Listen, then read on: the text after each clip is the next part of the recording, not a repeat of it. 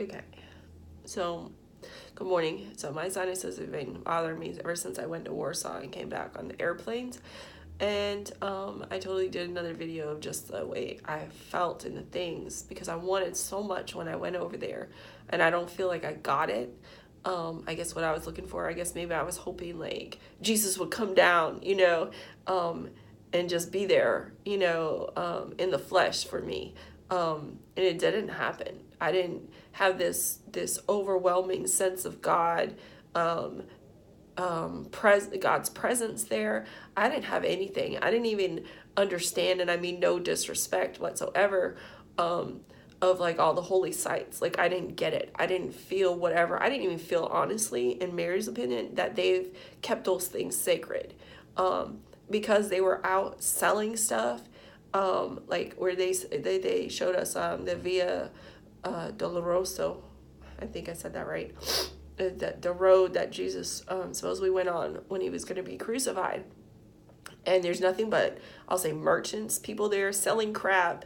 And it's disgusting. Like, to me, it's disgusting. And all I could think of was when Jesus went to the temple and they were selling stuff and he like overturned the table. Like, that's all I can think of. Like, God, just make a huge earthquake here because these people, that's disregarding, I think, the sacredness of the so-called places.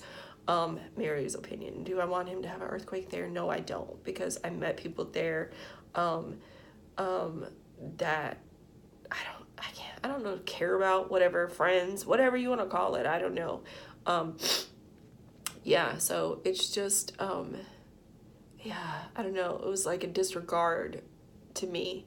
Anyways, yeah, so I'm getting a lot now. It's like flowing now. Because I was talking to this guy at the airport who was Jewish, and I was just telling him, like I wanted this great, I was expecting this great, just overwhelmingness of I've never ever felt before in my life of God's presence there, and I didn't feel it. I almost cried twice when the tour guide was talking about how they put the crown of thorns on Jesus's head.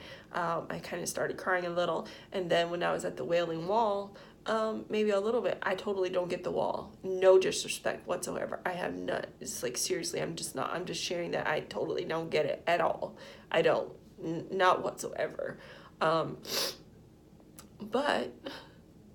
he told me, well, maybe when you get back home, the guy at the airport, that you'll, start like feeling things, or getting what you want from being over there. And maybe that's what I'm doing now. I don't know. My mind is just totally thinking on a lot of stuff finally.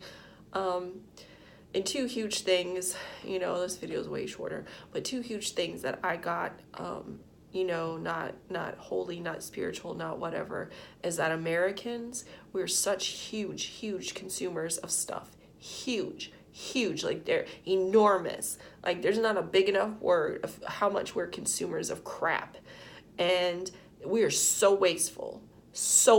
And I know I posted that. But God forgive me. I can't speak for anybody else, but God forgive me is all I'm saying. And I pray that he's changed me and that I'm not like that anymore. Because it's sickening. It's sickening. And that's my opinion. So I read Psalm 57 today, and I like verses 1 and 2. It says, "Have mercy on me, O God, have mercy on me. For in you my soul takes refuge. I will take refuge in the shadow of your wings until the disaster has passed. I cry out to God Most High, to God who fulfills his purpose for me." I feel like I've done this one before, or it's a repeat of scriptures in another psalm. I don't know. And then verse 10, it says, "For great is your love, reaching to the heavens. Your faithfulness reaches to the skies." I love that. What promises of God do you lean on in hard times? I'm just going to read what I wrote because I'll talk. When I'm not doubting or freaking out, I said, the scripture, "I will never leave you nor forsake you."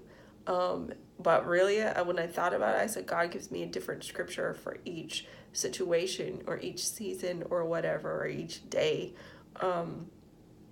that I am here. Can you expect God's protection from every disaster? Why or why not? This was a really touching one for me, a really thought-provoking one. I said, I guess define protection. What does the protection mean to you? I mean, you can look it up in the dictionary, save from harm or whatever. I didn't look it up, but whatever, something like that, Maybe I should look it up.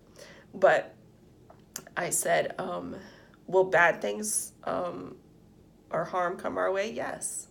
And I thought of the scripture. It says it rains on the just and unjust, both. You know what I'm saying? It's not like bad stuff doesn't happen to people who say they're Christians, and then good stuff doesn't happen to the people who are not, living for God, It rains on both of us, In other words, crap happens to both of us. And I said, this is a hard question. And I said, for example, the easiest thing I could think of was a car accident.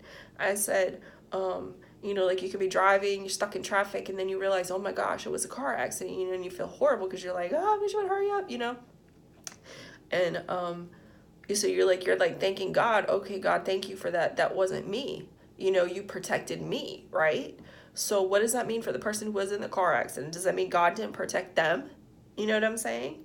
So, and I said, we will go through things and God brings us through. I said, is that protection?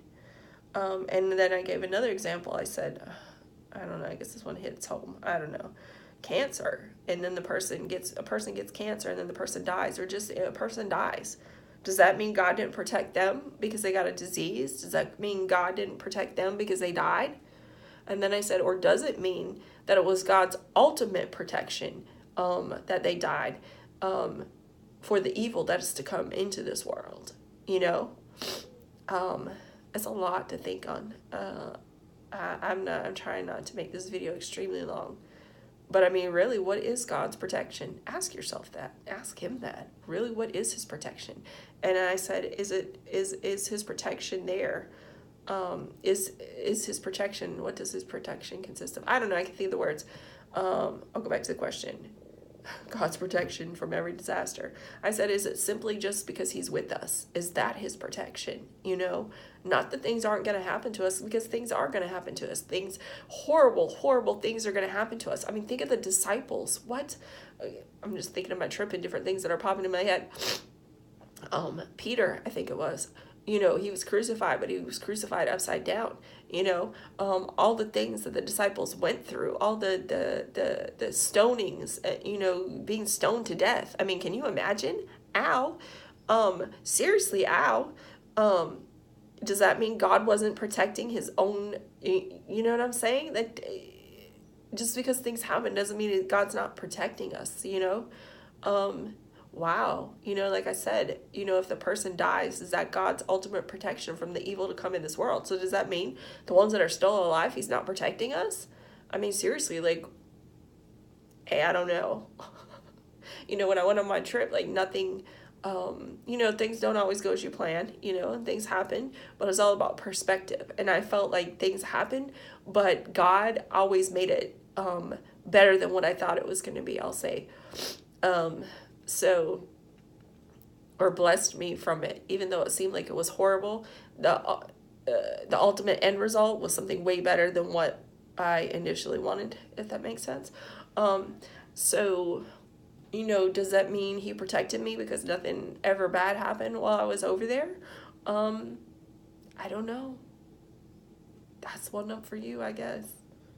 I don't know. That's a hard question, really. If you seriously ponder these questions that I read, if you seriously think on this stuff, if you just block everything else out and everyone else out in this world, and think on these questions, really seriously think. Yeah. Wow. Last question. What do you feel is God's purpose for you? That's a loaded question. And I said, just like my trip, I wanted this huge, miraculous, overwhelming experience, and I didn't get it, I don't think. I said, I think for me, I have a tendency to look for this huge thing to happen, for me to do this great, miraculous thing myself, to save the world. And I said, well, Jesus already came, And I think we are always looking for this huge thing, you know, when, you know, we look at things like TV glamorizes stuff and makes up stuff, you know, because like I said, I felt way more safe over there than I will ever feel safe in America, honestly. And just talking to different people there, you know, like I talked to this guy at the hotel and he was like, you know, it is way more safer in Tel Aviv than it will be, or I'm not gonna make up words, he didn't say. It's way more safer in Tel Aviv than it is in Paris right now. Those were his exact words. So yeah, wow, what was I saying? I'm always looking for these huge things, and you know, like you think something is so glamorous and so great until you actually experience it, and you're like, wow, like that's just simple. That's just normal. It's not anything out of the ordinary. It's not this huge, great thing, you know, that we're expecting. So I said, I think I fulfill God's purpose when I do those things that he asks. The things stated in the Bible, like bless and pray for your enemies. Making sure my video is still going. Those that treat you bad. I said, I'm not totally there yet. I'll share, could share a story. I said, I still have an evil heart in some regard. You know, I'm an honest person. Like, I accept stuff for what it is. Like, I do. Like, there was this lady at the airport. She worked there in Tel Aviv. And what happened was we had to check out the hotel and we got there early, and the airline company wasn't there yet. So I couldn't check in a bag that I needed to check in. And like we went through security and all this stuff. And I asked one of the ladies, the security ladies or whatever, I said, well, can I, you know, bring this back when the airline is there, go back, you know, and then come back through security, like, you know. And she's like, yeah, you can do that. Don't worry about it. Just come through us, blah, blah, blah. So when it was time, I went to this other lady and she was like, well, why did you come here? Why did you this? Why did you that? Well, I mean, she was just rude. I mean, straight up rude, nasty. Okay. And I did encounter some rude, nasty people. Yes. And did I always handle the situation greatly? No, I did not. With her, I was just like, okay, whatever. She's like, well, there's nothing I can do for you. I mean, that wasn't the full conversation, but I had to walk away. And I said, okay, well, I guess I'll just ask the airline then when they get up here, huh? I mean, I'm like, what am I supposed to do with my luggage? They're not going to let me bring it on board because it was too big. She really didn't care. She was just rude and nasty. And so when I went and sat down, I don't know, it didn't bother me at the time, but like Zachariah said, you know, she was just nasty. And so I started thinking on it and started dwelling on it of how she acted towards me, and it upset me, you know, and I said some things. I'm not even going to share totally what I said because what I said was really horrible. Like, seriously, really was really horrible. I started with, well, I hope she goes to her car and all her tires are flat. That's how I started. Okay, that was kind of mean, small mean. Where I ended up was huge mean. Like, really mean. Like, I'm not even gonna share it because it was horrible. And I was like, oh my God, I don't know why I said that. God forgive me. Like, I don't want no harm to come to her, you know. And then you start actually thinking like, okay, what is wrong with her? Like, what is going on in her life that she has to treat me like dirt, someone she doesn't even know, you know. Yeah, so anyways, I didn't fulfill my purpose then, I don't think. Maybe I did by walking away, but I said, or when God says buy lunch or say a nice word or pray for them, etc. You know, I say live life to the fullest while being morally, ethically correct to God. And I said it's a process. It is totally a process. And this video is extremely long and I'm going to run out of time. So, yeah, just ask yourself about what's God's protection and what's God's purpose for you. Don't look for this huge miraculous thing because yeah, it's not gonna happen, because once you experience something, you see that it's really not that big. My personal opinion. I hope y'all have a great day. I think I know what day it is. I'm so confused with time.